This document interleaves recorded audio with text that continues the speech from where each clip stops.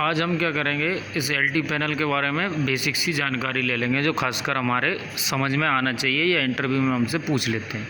देखिए, LT panel को कितने भागों में बांट दिया जाता है? 4 भागों में। बेसिकली कौन सा? मेन इनकमर होता है हमारा, बस कपलर होता है और जनरेटर होता है 1 और जनरेटर 2। ऐसे अब इसको बांट दिया जाता है और बांटने के बाद इसको क्या कर दिया जाता है? बस कपलरों में छोड़ दिया जाता है। बस कपलर कैसे पता चलता है? जो पीली पीली पट्टी चल रही ना, इसमें हमारे पूरे में बस कपलर चल रहे हैं। अभी हमारी सप्लाई कहाँ से आ रही? हमारी इनकमर इस ब्रेकर से आ रही है और ब्रेकर से बस कपलर में जुड़ के सीधी सी ये पूरे पैनल में फैल गई। अभी हमारा ऑन लोड काय पे? एमपीवी पे, यानी यहाँ भी मेन पावर पे, हमारे ट्रांसफार्मर पे। और उसके बाद जनरेटर पे आएगा तो जनरेटर पे 1 जनरेटर और 2 जनरेटर क्या करेंगे? आधा पार्ट ये जनरेटर चलाएगा और आधा ये चलाएगा, ये बस कपलर बंद रहेगा। यदि आपका लोड कम है तो ये बस कपलर ऑन हो जाएगा और पूरे पैनल को एक चलाता रहेगा। अब हम चलते हैं इस ब्रेकर के पास। देखिए, ब्रेकर में कभी कुछ ना कुछ आपको अलार्म मिल जाएंगे। यहाँ पे अलार्म दिख रहा होगा, देखिए, ऑन लोड करंट का, शॉर्टिंग का, इसमें अर्थिंग का और इसमें काय का? ओवर शॉर्टिंग का, यानी कभी कभी ओवरलोड होकर भी ट्रिप हो जाता है। अब यहाँ पे आपको जो सेटिंग दिख रही होंगी सारी की सारी इस ब्रेकर की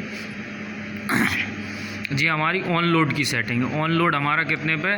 95% पे ये सेट है और कितने? 5 मिली सेकेंड में। उससे ज़्यादा यदि लोड पे जाएगा तो ये ट्रिप हो जाएगा। ठीक है, अब इस पर ISD दिख रहा होगा, यहाँ शॉर्ट सर्किट दिख रहा होगा। शॉर्ट सर्किट आपको काय में 2 सेकंड यानी 2.5 सेकंड के अंदर ये अपना काय पर शॉर्ट सर्किट करेगा तो ये ट्रिप मार जाएगा। और कितने? 3 मिली सेकेंड के अंदर।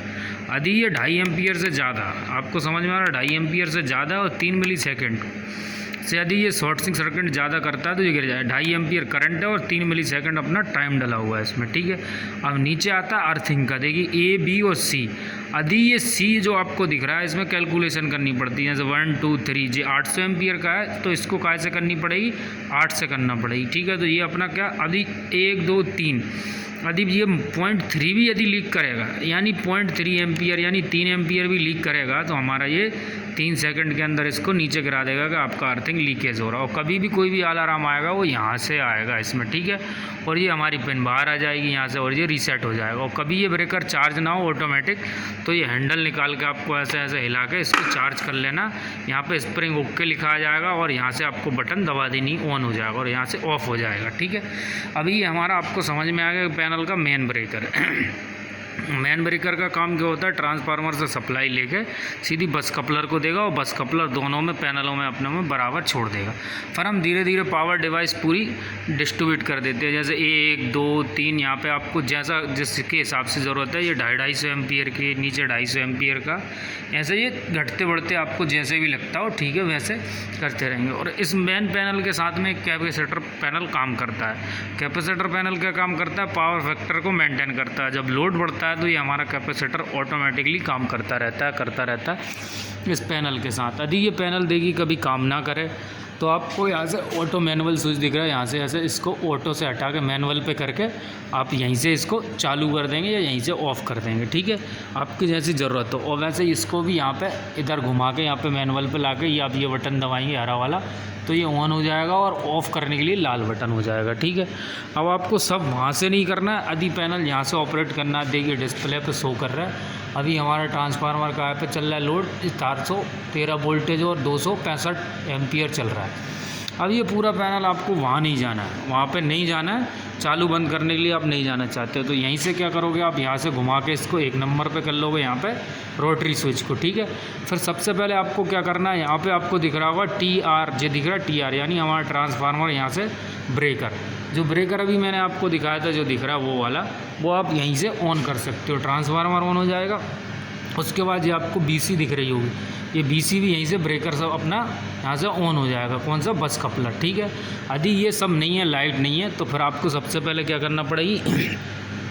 एक जनरेटर चालू करना होगा। जनरेटर आप यहीं से चालू करेंगे। देखिए, अब ये ध्यान रखना, आपको थोड़ा सा ध्यान रखना पड़ेगी यहाँ पे। देखिए, जनरेटर में क्या होगा? सबसे पहले अपन को DG ऑन करना होगा।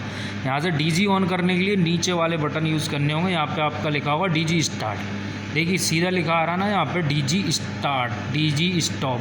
आपको जैसे ही ये बटन प्रेस करोगे DG अपना ऑन हो जाएगा।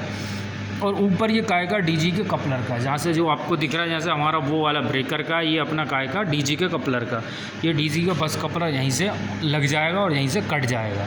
ये पहले डीजी का हो गया। यदि आप एक ही डीजी पे चलाना चाहते हो लोड तो यहाँ से बस कपलर ऑन कर सकते हो आप। कौन सा वाला बस कपलर, जो पीस में आपको केसरी कलर का दिख रहा है ये। और आप दोनों जनरेटर पे ऑन करना चाहते हो तो आप इसको नहीं करोगे, इसी को करोगे, फिर ये बटन दबाओगे, दूसरा जनरेटर चालू करोगे, फिर दूसरा जनरेटर चालू करके आप दूसरे बस कपलर लगा दोगे जनरेटर का। तो हमारा पैनल क्या हो जाएगा, दो सेपरेट पार्टों में बढ़ जाएगा। एक उस तरफ लोड पे काम करेगा जनरेटर और एक इस तरफ के लोड पे काम करेगा। इस पैनल में यही सब चीज़ें काम करती हैं सही। और कभी वाय दफ़े ये काम नहीं करती तो ऐसे कंट्रोलिंग की एमसीबी सभी में एक एक खोल के देख लेने का, यहाँ से गिर गई होगी, वहाँ का ब्रेकर नहीं लगेगा या अपना काम नहीं करेगा। ये कंट्रोल एमसीबियाँ होती हैं।